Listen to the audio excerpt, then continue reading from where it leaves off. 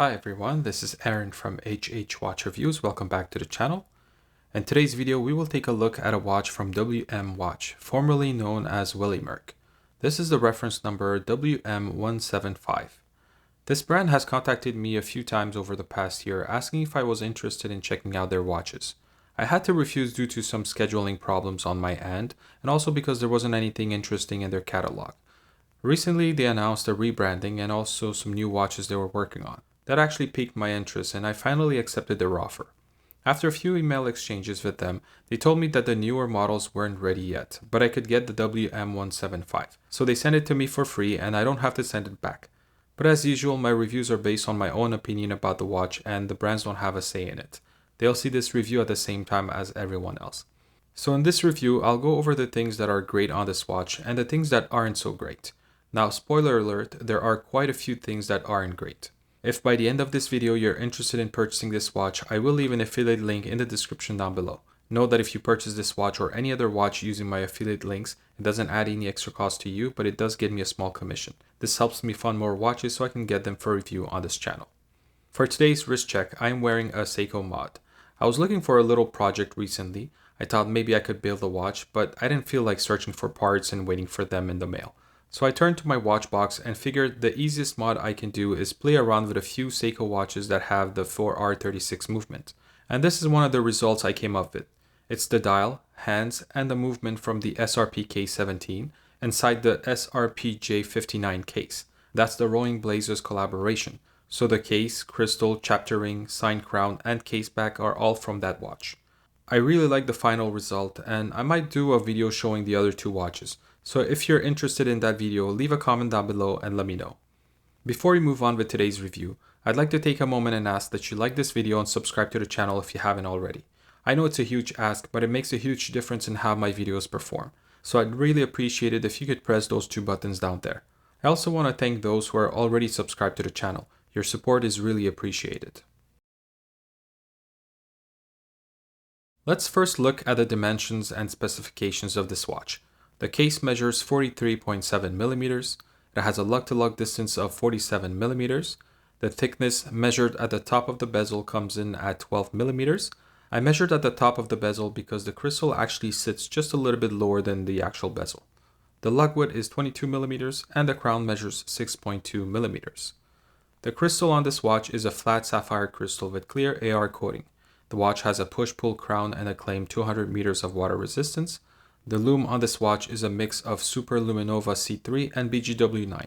We'll have a look at it later in this video. The watch runs on the Miyota 8215 automatic movement. It has 21 joules, about 42 hours of power reserve, and it beats at 21,600 vibrations per hour. It also hacks and hand winds. I'm a huge Grand Seiko fan, but their dive watches are often too big for my taste. At first, I thought this watch was a homage to the SBGH257, which is a model that comes in at 46.9 millimeters with a thickness of 17 millimeters. That is a beefy watch and one that I don't think I can pull off in my 7-inch wrist. But then I kept searching and I came across the SBGX339. That watch uses a similar case but in a smaller size. It is also a thinner watch because it uses a 9F quartz movement. I'm sure there are other references that use the same case design, but that's all I found during my limited research. Now, WM Watch did the right thing here and copied the looks of the SBGH257, but the size of the SBGX339. Yes, some might say that 43.7 millimeters is still very big, but let me explain why this size isn't as bad as you think. There are three elements in the design of this watch that make it wear well on my 7-inch wrist. Now, obviously, this being a GS homage, they're not design choices made by WM Watch, but I'll still mention them because they could have changed those elements and it wouldn't have worked as well as it does. Number one is the dial size. This is something that Seiko has been doing for a very long time. Most of their divers' watches have the typical 28.5mm dial. The Seiko Turtle is a great example. This watch has a diameter of 44.5mm, which is actually bigger than the WM175. But on wrist, it looks just as big, or should I say as small as a 40mm watch. With a smaller dial size, the indices sit closer to the center of the dial. That's where our focus is when looking at a watch face. Here's an example of a smaller watch that looks bigger because of its dial size. This is WatchDive's Explorer 2 Homage, and its dial size is about 30 millimeters. The indices are pushed further away from the center of the dial. There's a lot more empty space on the dial, and that could be a good thing design-wise, but it also makes the watch seem bigger on wrist. Number 2 is the case length, or the lug-to-lug distance. A lot of people care more about the length of a watch versus the diameter of the case, and that makes a lot of sense. We have a lot more horizontal space on our wrist than vertical space. Technically, we can accommodate a wider watch with a shorter lug-to-lug distance. That's why we want the lugs on our watches to have more curvature, so that even if the lugs are long, it at least hugs the wrist. At 47 millimeters, this watch has a shorter length than the Explorer Homage, once again making it visually wear smaller. I have a 7-inch wrist, so the size is not an issue for me, but even if you have a smaller wrist, I think this watch would still look good. And finally, number 3 is the case finishing. More precisely, the polished surfaces of the case. Here's a side-by-side with the Turtle. Hopefully this shows on video, but when I look at these two watches, I see a lot more case on the Turtle compared to the WM175. The length of these two watches is the same, and the Turtle is only 1 millimeter wider. So why does the case of the Turtle look bigger? Well, that's because the top of the Turtle case has a fully brushed finish. It's like a matte finish and it doesn't reflect light, whereas the W175 has surfaces that are finished in high polish and they kind of disappear in the reflections, and so they are less noticeable. Even the top of the bezel is finished in high polish. This really helps minimize the visual presence on wrist. These are my favorite Grand Seiko hands, especially the hour hand. It's just a beefy and angular cathedral looking hand, and I think it suits a diver's watch really well. The minute and seconds hand are also very nice. The minute hand has a triangle at its tip, the second hand has a lollipop counterbalance, very similar to the minute and second hands of a Seiko SKX or the Turtle. The hour and minute hands have a brushed finish and the second hand is fully polished. The indices though are not very original, not even to Grand Seiko. We find a big upside down triangle at 12, rectangular markers at the other cardinal indices, and circular markers for the rest, except for the 4 o'clock position, which is replaced by a nicely framed date window. But it's not because they aren't original that they aren't nice. There's a reason why so many brands copy this design. It just makes reading the time at a quick glance very easy. The case design of this watch is very unique and one that only a brand like Grand Seiko can come up with.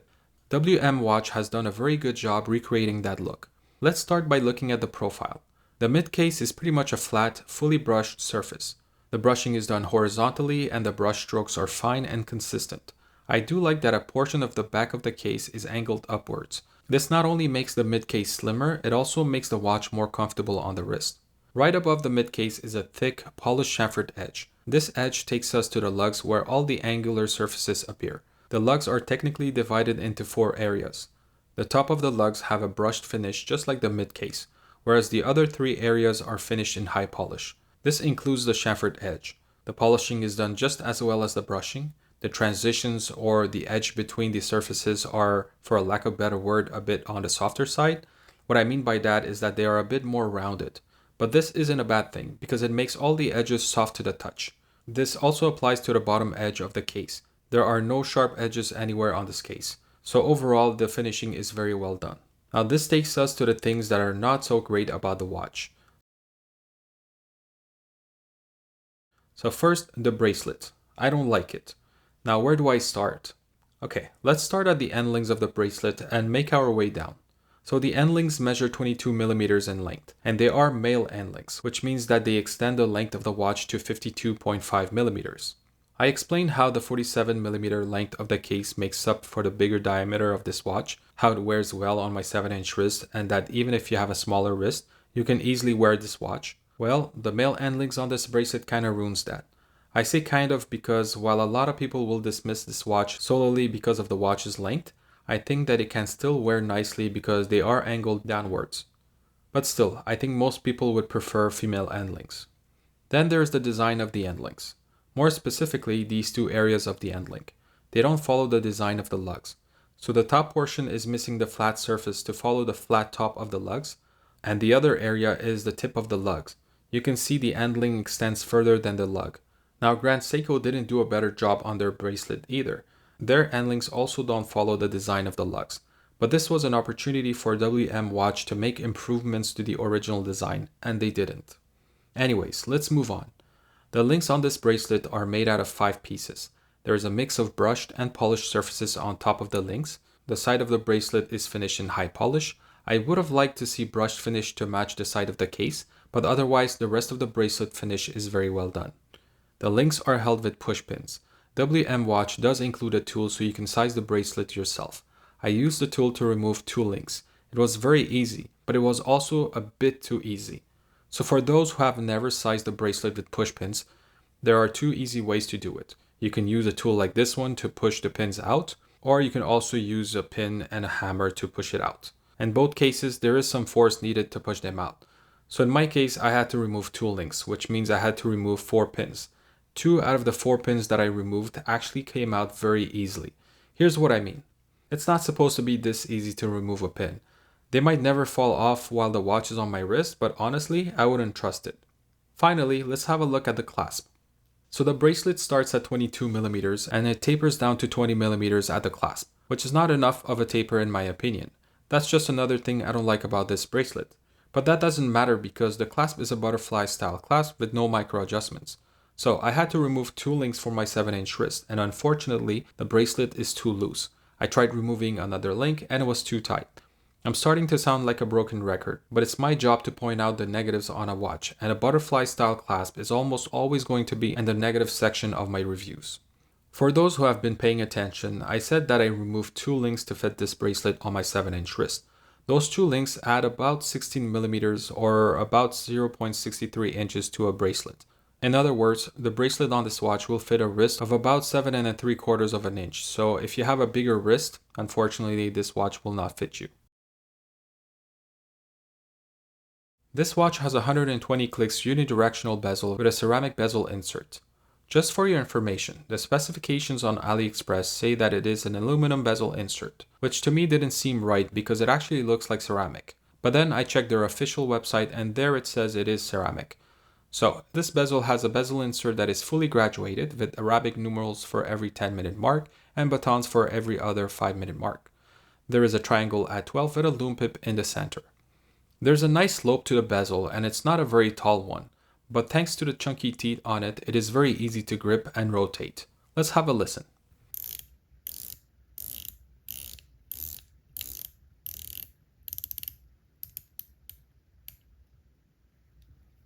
So as you can hear, the clicks are precise and loud, but they sound a bit too high-pitched to me. But that's not the main issue with this bezel. First of all, it is too easy to accidentally rotate the bezel. I don't even have to hold the bezel with 2 fingers to actually rotate it.